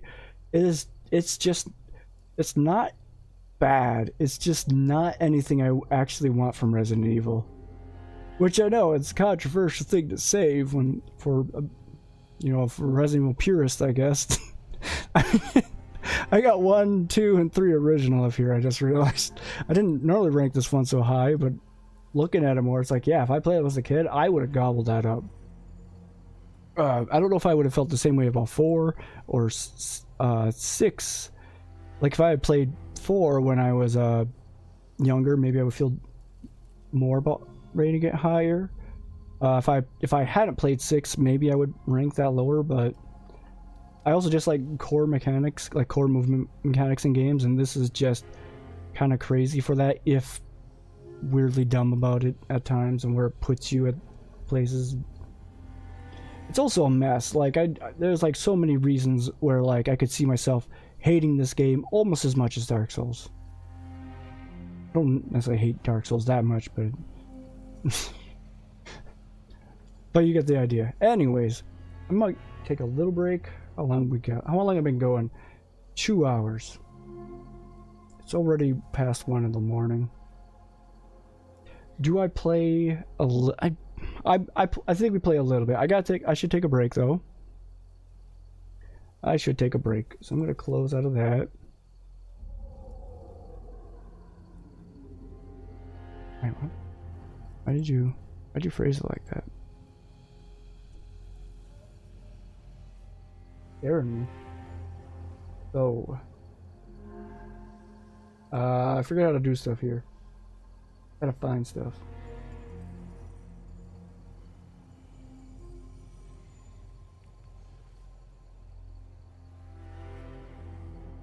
There we are.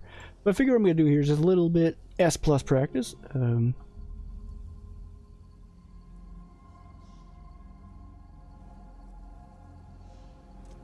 Take a little break here though. I will run an ad for anybody who might want to come in during a don't want to get a mid-roll for a bit. And since I should take a I've been streaming for 2 hours already just screaming at this, I should give myself a little break anyway, so this is just also a good excuse to not sit down right away. So try to get up and stretch too, guys. Get some water. I guess if you want to listen to me scream too, and if you're a sub, you'll be able to do that so you don't have to get an ad or something. So yeah.